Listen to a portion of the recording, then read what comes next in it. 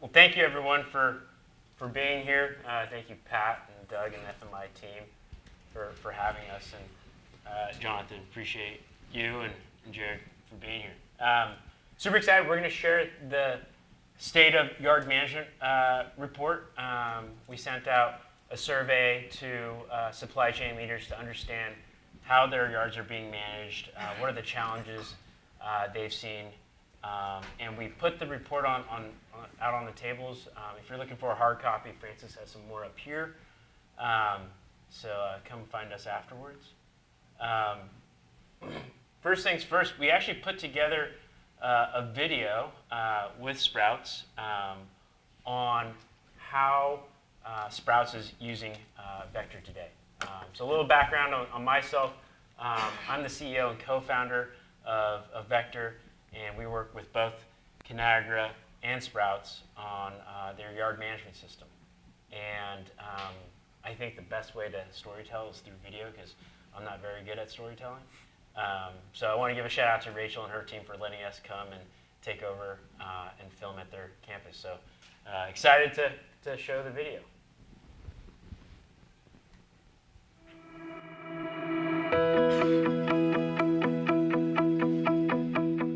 At Sprouts Farmers Market, we are dedicated to streamlining our supply chain. To support achieving that goal, we've implemented Vector to digitalize our driver check-in process.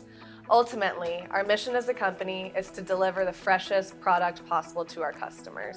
We have two different companies that work for us. We have a third-party logistics transportation as well as a third-party logistics warehouse operations. I hold them accountable for all Sprouts activity, for loading the trucks, for maintaining inventory control, for waste, those type of things. Our building is unique. Now that we've expanded, we have two different sides of our building, and we have two different temperature zones of product that we get. What Vector is allowing us to do is to pre-schedule trucks. They can go straight to the door on the other side, and then they can communicate through Vector and have a direct line to the drivers.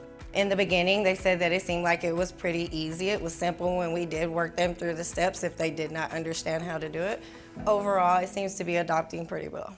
When I'm coaching a driver to use Vector, I will help them open their camera up and scan the QR code. And then the next step is it'll ask for their PO number, which is located at the top right corner of their paperwork, and it'll check them in through the Vector. And then once we see that they're checked in through the Vector, it'll send them a message telling them what door they have been assigned. Once they put their information in, it saves their information for their next trip. The next time they do come in, all they have to do is just give their new PO that's on their new paperwork for their delivery that load that day. When they scan in their partial of their BOL, because sometimes the drivers do have multiples, and we ask them that they only have to do scan in one. When they do bring it in, we match it up with what they have scanned. We're able to zoom into it, and we're able to get all of the information and match it up with the driver brings in. So using this QR code system that Vector provides, super easy, super accessible. I can't even express enough how convenient this system is.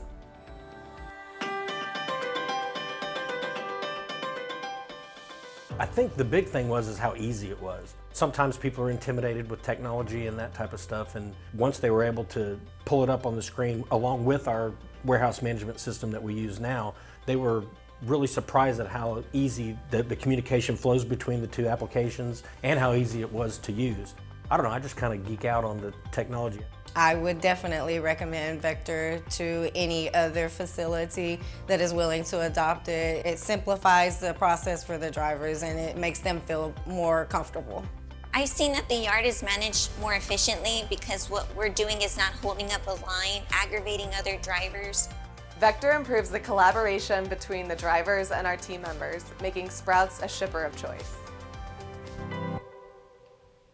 Man, that looked good. That was great. Your team is, they got a face for video. Face for radio. Yeah.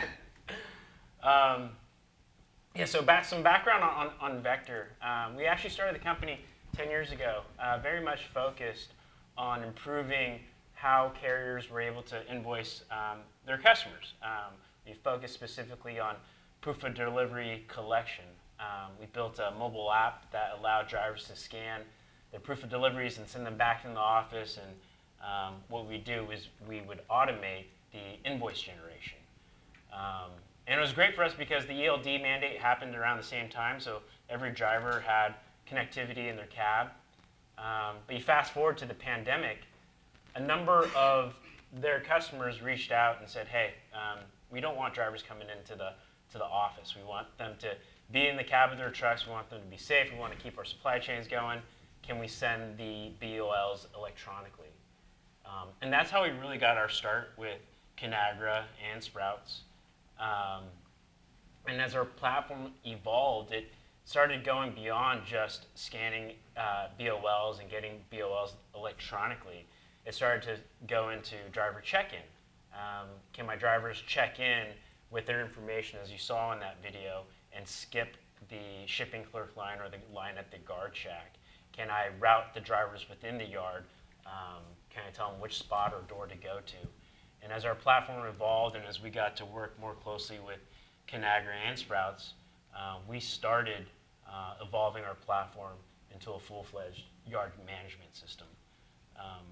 And that's where we're today. And as a part of our work, we have been doing a ton of research, and we put a lot of energy into this report that's on the table to get a better understanding ourselves on what's it like out there for yard management. And I would say that right now, today, it's a pretty unique opportunity because I'm going to ask Jonathan and Jarrod some pretty hard questions about their yard, and also would love to turn it over to y'all to validate whether or not the findings in the report make sense and resonate with your operations. So without further ado, Francis. Oh, cool, perfect. Got it. All right, cool. Just show of hands. We'd love to understand who's in the audience. How many people on the transportation side? Warehousing? IT? Any IT? No, perfect. Love that. Cool. So we pulled about 650 respondents across supply chain. We got a good mix of size of companies, from companies that run just 1 to 5 warehouses to ones that have over 20 warehouses. Jarrod and Jonathan, maybe Jarrod first, can you give me a sense of what your network is like, how many facilities, how that's broken up? Yep. So we're about 40 facilities. So that's both manufacturing facilities, and then so temp and dry, and then of course distribution warehouses, temp and dry too. So at Sprouts, we have 7 warehouses, soon to be 8. One of the interesting things about Sprouts is we only self-run one of our facilities. The other 6 are operated by a 3PL. But one thing we do that's kind of different with our 3PLs is we force them to use our systems, which in turn allows us to control a little bit more of these integrations. So it's a great point, right? Because on our cold chain partners in our warehouses, right, a lot of big 3PLs, right, that are running that have their own systems in place, right? So that's a hard nut to crack there a lot of times, right? So on our dry side, though, we do control that side. So that's where we started with Vector. A lot of times because we can control both ends, both the manufacturing and the distribution warehouses there, right? That's a good point. Quick show of hands. How many people are from companies that get to dictate the systems and technologies to their 3PLs? Cool.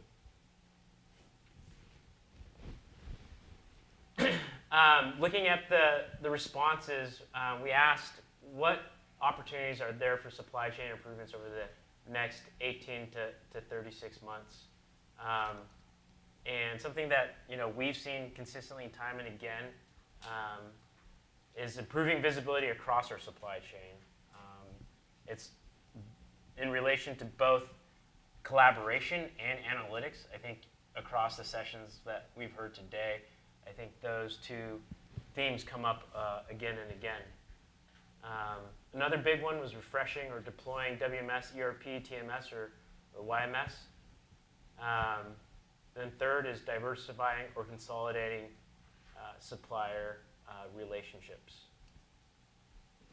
Jarrod, Jonathan, do these line up with the initiatives internally? Yeah, they do, right? So for us, right, refreshing and deploying WMS systems, right? So we're SAP, we're Oracle Transportation Management, we're Blue Yonder in our warehouses, right? So those are always going to be core ones for us as we're trying to unlock new capabilities, right? But then the one that jumps out at me is improving visibility across our supply chain, right? That's really where Vector is really helping us do, right? Try to, tie all those systems together, and all of our locations are just doing things differently.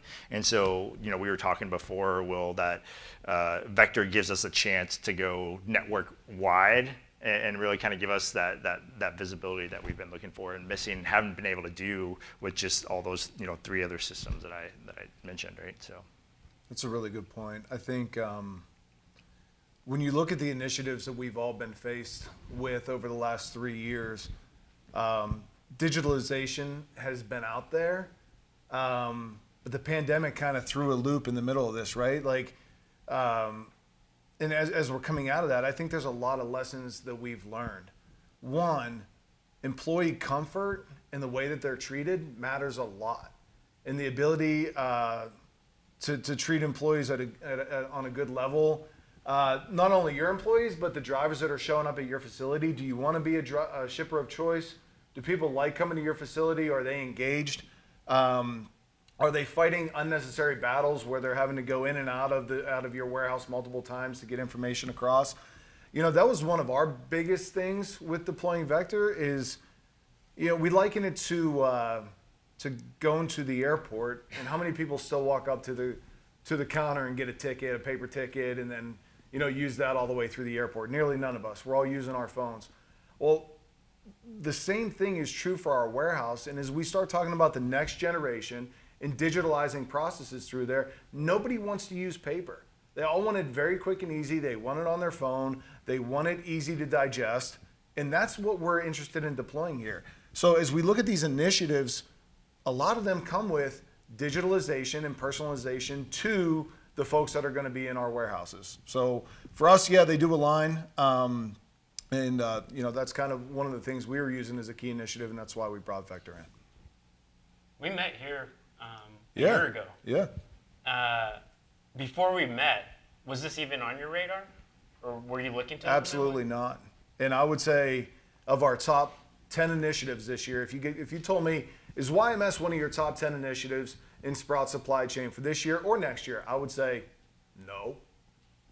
Because it's always on the list, but it's further down on the list where you've always got a couple, higher priority ones, things that are running the business that are top-notch priority. But when it comes to the realization that you can make a change, and you can make a change quickly that's going to improve your facilities long-term, we found that it's a high ROI, a low ability to integrate. So time frame was to integrate this into our facility was less than 2 months. And then the amount of data that we get back is substantially more than what we've had before. And oh, by the way, we don't have to keep paper in our DCs for 7 years anymore because we have a digital record of it, which is huge. It's just things that are taking up space that are unneeded for a future state of the business. We've got to look at cleaning it up, and this was one step in doing it. Yeah, I agree with Jonathan that it was always on the list, but never made that top 5.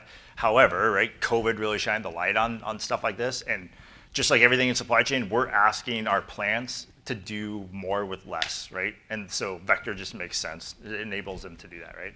Get drivers in faster, cleaner, easier, right? Cool. And I think this kind of echoes what y'all just shared. But we found that only 23% of the companies we pulled have yard management solutions. Just show of hands, audience-wise, how many companies have YMSs? And I'm assuming that everyone that didn't raise their hands don't have a YMS? Is YMS a priority of those that didn't raise their hands in terms of the top 5 initiatives for the next year? Of the companies that didn't raise their hands, how many have YMS as a top 5 priority? Cool. Good news for me.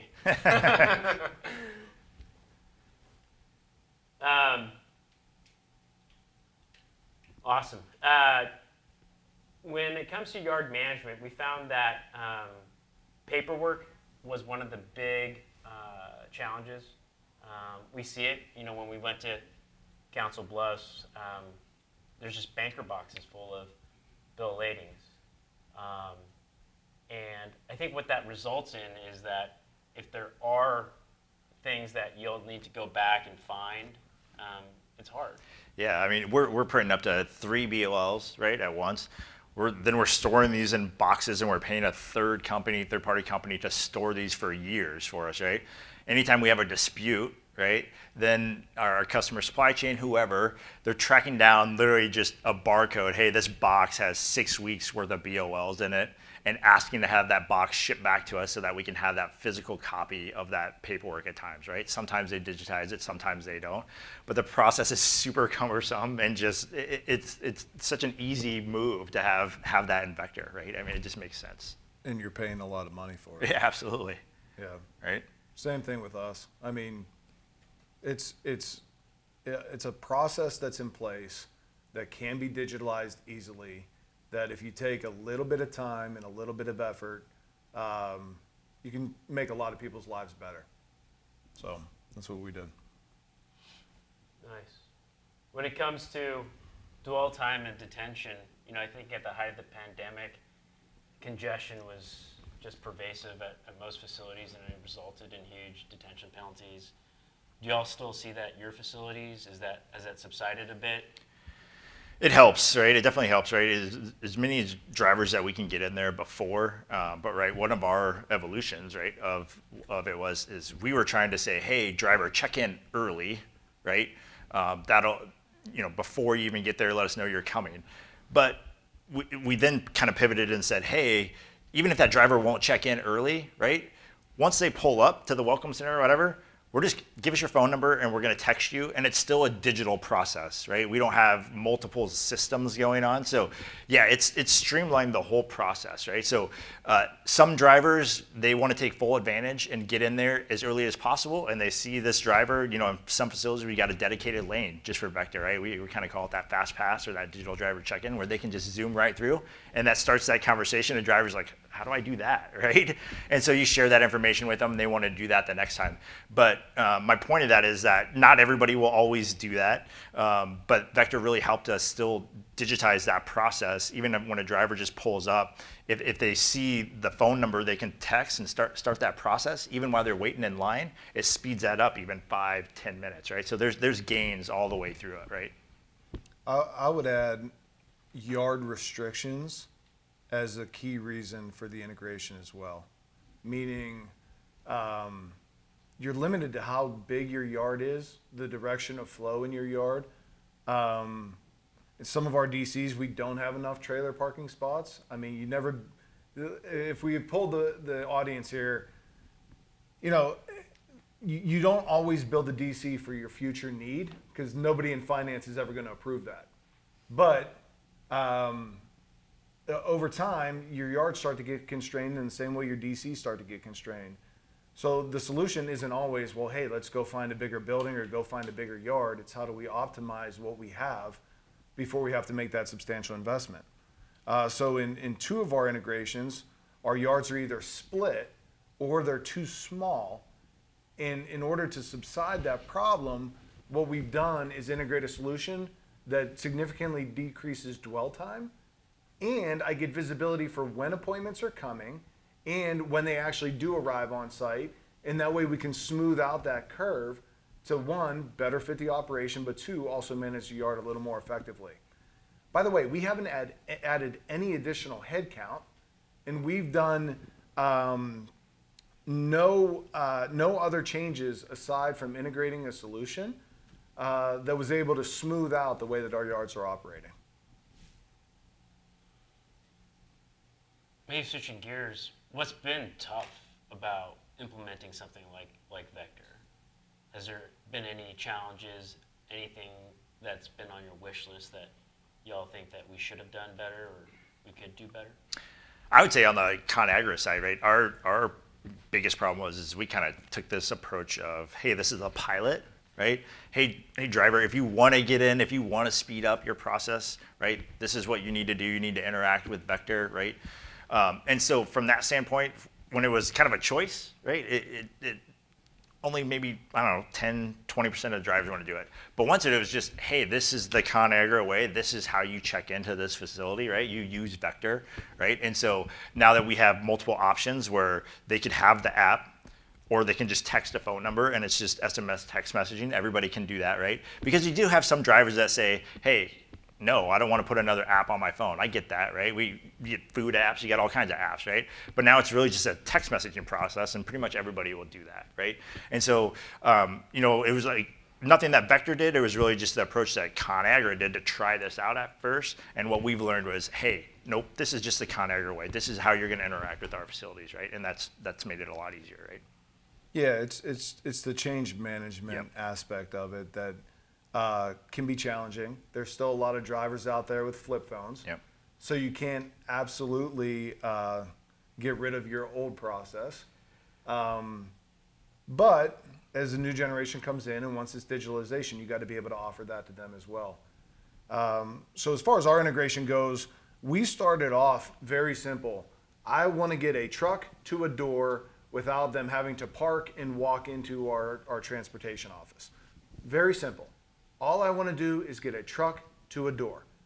Then once we finished that, and I would go back and give kudos to the team because we went slow and steady, and I would continue to roll that process out in the future. Now we're going back and saying, okay, now that we have you to the door, upload your bill of lading via the text messaging process, and then we can get that digitalized and not have to do another paperwork exchange. You mentioned printing 3 bill of ladings. Sometimes in RDCs we print up to 12, which is embarrassing. But it's part of our receiving process, and just by doing this, we've been able to turn that into about half. So we're pretty excited about that. Yeah, truth be told, ConAgra was really early in the journey, and I think our hubris, we're like, yeah, drivers are going to download an app. They're going to do this on an app. And I think through some painful learnings, right, we had to meet drivers where they were. And we built out the SMS functionality, the mobile web functionality that didn't require a whole new app download. And that has been pretty transformative. Yeah, I mean, at Frankfurt where we tried this, right? I mean, we looked it up. We've got 49 different carriers coming in there, right? A lot of them are brokers. So it's that driver that's coming in there once, right? He or she hasn't been there before. They don't know, right? So to have that app before doesn't make it that easy. So that text messaging piece of it really solved that, right?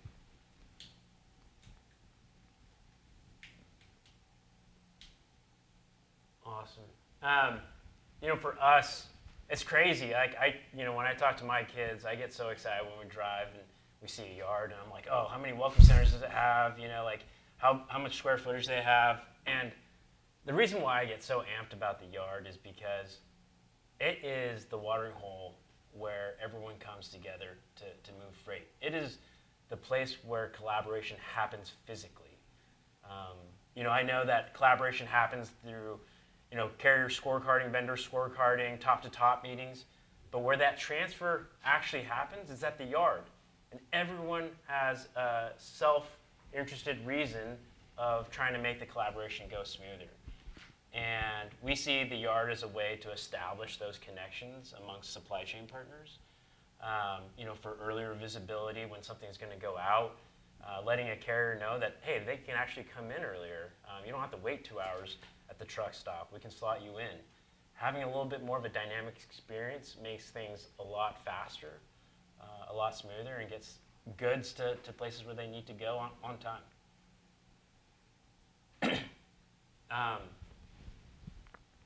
Jonathan, Jarrod, is there anything that's on this slide that resonates or doesn't resonate with you in terms of yard management?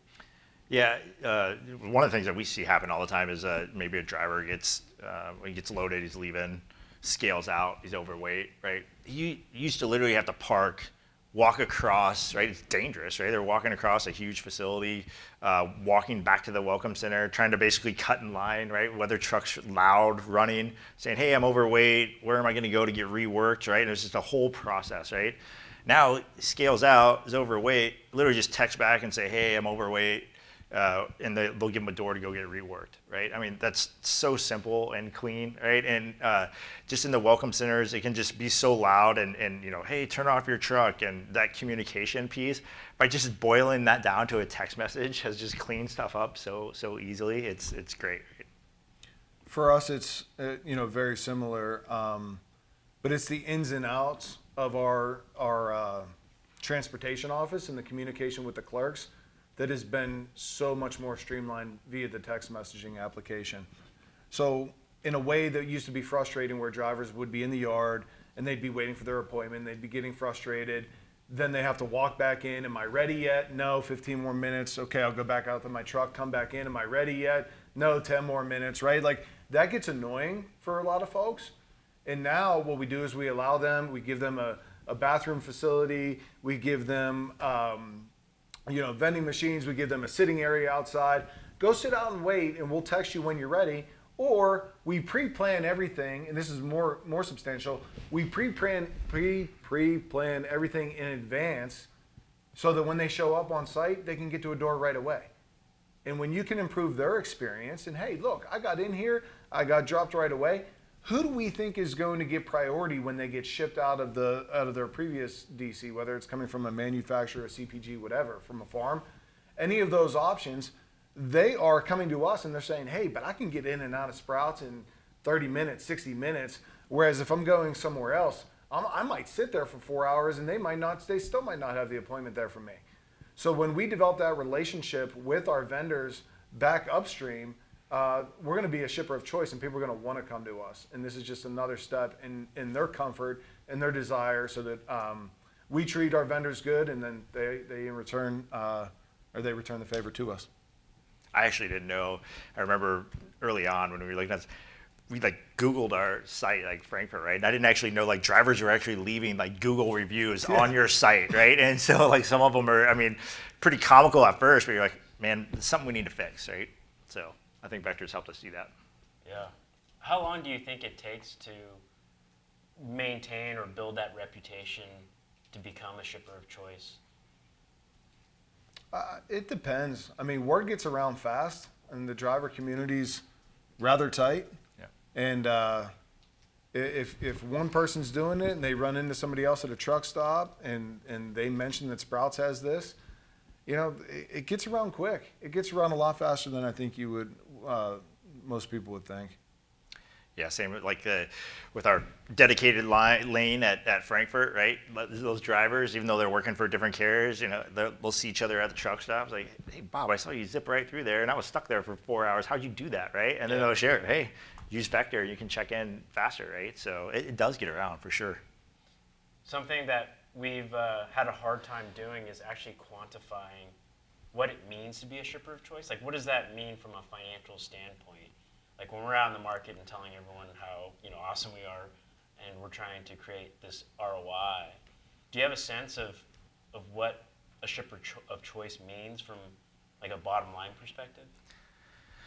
It's hard, right? Because we looked at, okay, the paper savings, right? You can calculate that. That's hard savings, right? But you know, we even did time studies, right? Like, how much the shipping clerk, how much time are they saving? The guard at the welcome center, how much time are they saving? The truck, right? So those are all kind of like soft savings. So it is hard, right? That's something we're still working through, right? Just still trying to build that story. But I can guarantee you it's there, that it's worth it. Just talk to the users at your plants or your facilities, right? They love this, you know, they really do. They want help, right? For us in particular, they didn't have any yard management stuff because it wasn't a top priority. So once you go and actually talk to them, you know, they're super excited about it, right? So to your point, Will, it is hard. The hard savings at times are hard to calculate. But there's a ton of soft savings there, right? And that we're still working with you guys on building that story, right? So that we can really go network wide, and I think we're getting there, right? I would agree. Cool. Well, I'd love to turn it over to the audience. and poll you guys if you have any questions for Jonathan, Jarrod, or myself. Question for you on the, that's all great on the inbound. Do you have the program, does it work for the outbound as well? Yeah. When a driver comes in, hey, I'm picking up load number 1, 2, 3, it's in wherever, so that helps the outbound as well? Yeah, absolutely, right? So we'll do both. And so, yeah, they can get their door assigned, they can pre-check in. One of the things that we think is a benefit we're trying to roll out more AGVs, right, at our facility. So if we can get a guarantee that that driver is going to be there at a certain time, we can start pre-staging that load. We feel better about pre-staging that load and not taking up a dock space, right? But absolutely, we do it on the outbound side, right? So we're actually integrated Vector with our TMS, so OTM is actually sending, all of our facilities are using OTM for dock scheduling. As soon as a warehouse clerk or shipping clerk schedules that appointment, it's feeding that into Vector right away. So Vector has that all that information so that a driver can do either that pre-check-in for an outbound or start that text messaging process when they show up. Just to follow on to that, on the outbound side, are you guys using EBOL via Vector? We want to. We definitely want to. We're not. So And kind of on to that, I think if you're doing like an interplant shipment, I think it's relatively easy. When you're getting into customer shipments, I was wondering yeah. how you can handle that issue with EBOL. So here's how we're approaching it, right? So you're absolutely right. So from our producing facility down to like our warehouse, that's easy move, right? That driver no longer has to come into the shipping office. They can see what they're there to pick up. They're preloaded. They can do that. Our receiving end, they get that BOL if they need that for receiving. Easy, simple, right? On the customer side, where we want to approach it, we're going to do a couple things, right? So one of the storage of the BOL, right? So that Jonathan was saying, like storing it for 7 years, right? And we're paying a third-party company. That's one piece of it. We want to store it just for ourselves, right? Because we're paying a third-party company. But then, we want to start, our next phase is probably approaching some of our bigger customers to say, hey, will you accept an EBOL? We'll give you access to Vector, right? You can get and find any BOL that you want, right? So that's next phase of where we want to go for sure. But it's not as easy.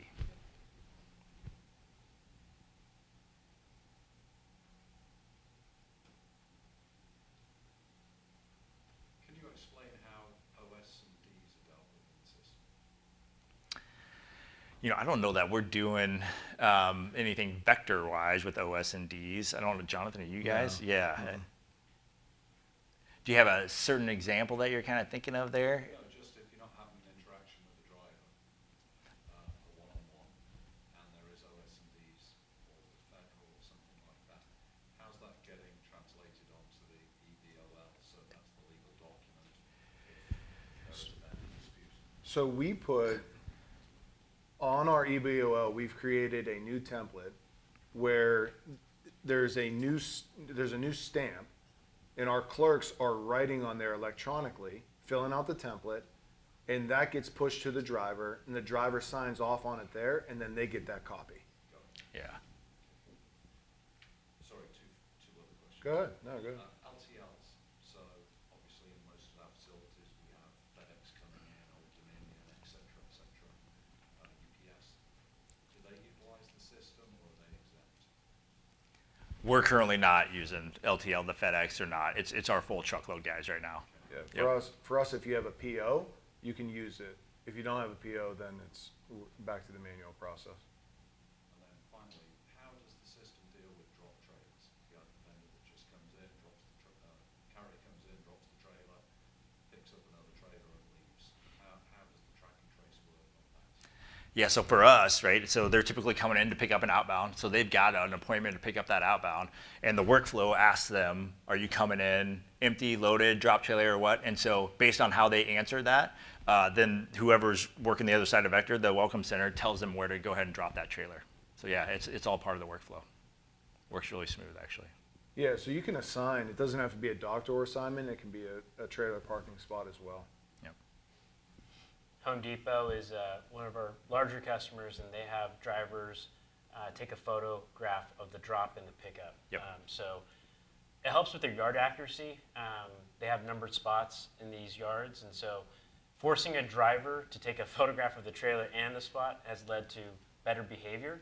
But also, sometimes drivers do have to put a trailer in a spot they weren't assigned. Either somebody took up that spot or whatever, and it saves them a whole series of steps of walking back to the shipping office. Just like, hey, I dropped it here.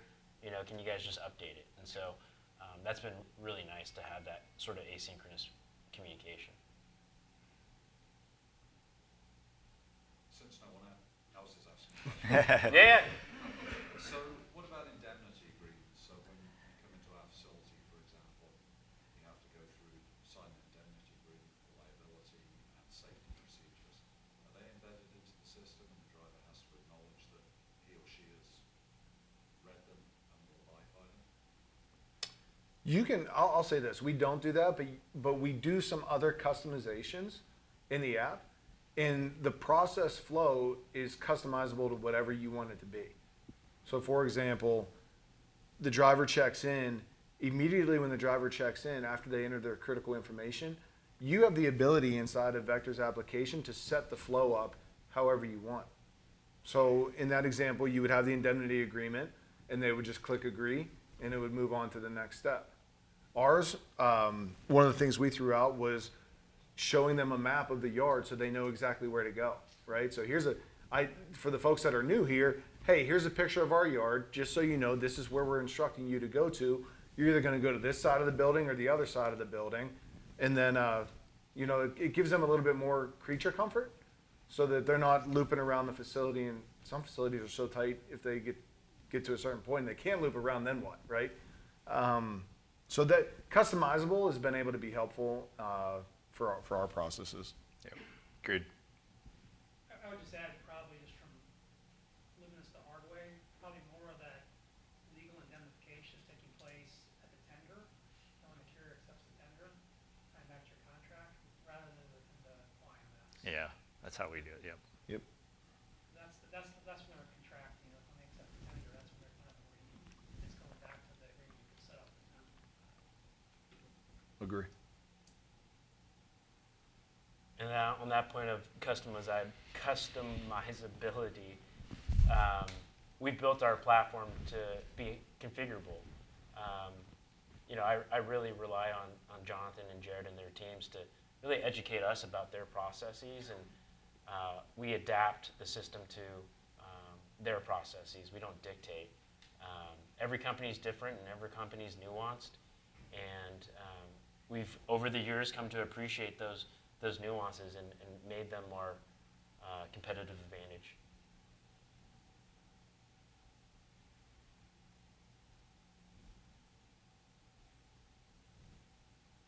More questions? Is everyone just super excited about happy hour? Awesome. Well, I appreciate everyone taking the time today. Thank you, Jonathan. Thank you, Jarrod, so much. Thank you all.